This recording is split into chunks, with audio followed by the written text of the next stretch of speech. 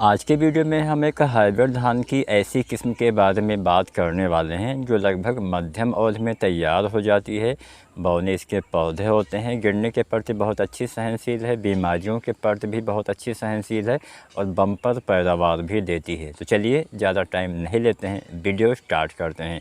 सबसे पहले आपको काम क्या करना है, चैनल को सब्सक्राइब नहीं किया है तो SRJ खेती चैनल को सब्सक्राइब करें। तो चलिए जानते हैं किस्म के बारे में। किसान साथियों, ये किस्म त्रिमूर्ति कंपनी द्वारा तैयार की गई है। त्रिमूर्ति बहुत सारी धान की किस्मों के अलावा बहुत सारी दूसरी किस्में भी तैयार करती है, उसी में से एक बहुत ही अच्छी वैरायटी है। चलिए इसके बारे में जानते हैं। इस किस्म को हम TMRH 5544 के नाम से जानते हैं। हाइब्रिड धान की ये वैरायटी है। ये धान की वैरायटी आप साल में 2 बार रबी और खरीफ दोनों मौसम में लगा सकते हैं। हमारे जहाँ पे किसान साथी रबी के मौसम में धान की खेती करते हैं वहाँ पे भी लगा सकते हैं और ख़रीफ के मौसम में भी धान की वैरायटी लगाई जा सकती है।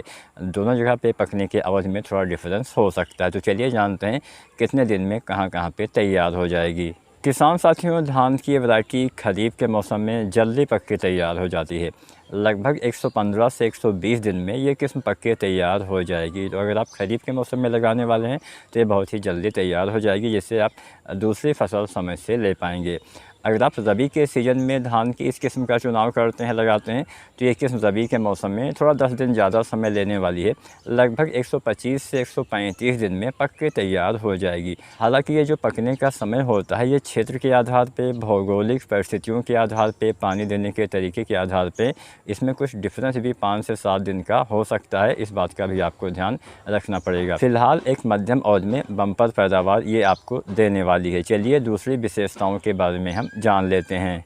किसान साथियों, इसके पौधे छोटे होते हैं। इसके पौधे अर्ध बौने होते हैं। लगभग 90 से 100 सेंटीमीटर के आसपास जो पौधा होता है उसकी ऊंचाई चली जाती है, जिससे स्वाभाविक रूप से फसल गिरने की संभावना कम हो जाती है। फिलहाल तने मजबूत होते हैं, गिरने के प्रति सहनशील होते हैं। बालियाँ काफ़ी अच्छी आती हैं, लंबी आती हैं।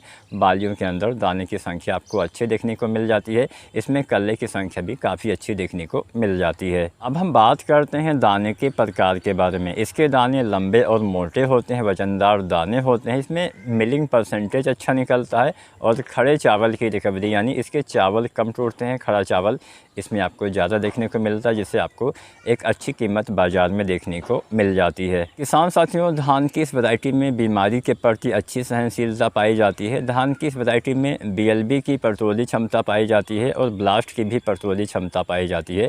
यानी बहुत सारी बीमारियाँ, कीट अगर आपकी फसल में नहीं आते हैं तो काफ़ी ज़्यादा फ़ायदा होता है। फ़ायदा क्या होता है कि हमारा एक तो नुकसान कम होता है, दवाओं के ऊपर खर्चा कम होता है, जिससे हमारी लागत घटती है और हमें उत्पादन में काफ़ी अच्छा फ़ायदा देखने को मिलता है। यानी उत्पादन बढ़ता है, लागत हमारी घटती है, जिससे किसान भाइयों को फ़ायदा होता है।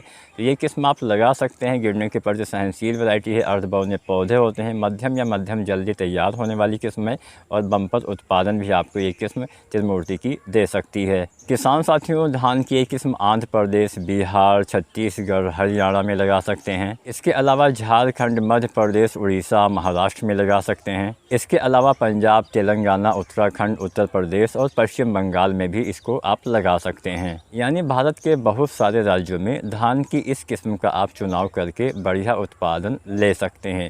तो उम्मीद करते हैं आज की ये किस्म आपके लिए अच्छी साबित होगी। त्रिमूर्ति की अगर आप किस्में लगाते हैं तो आप त्रिमूर्ति की TMRH 5544 का चुनाव करके आप बढ़िया उत्पादन ले सकते हैं।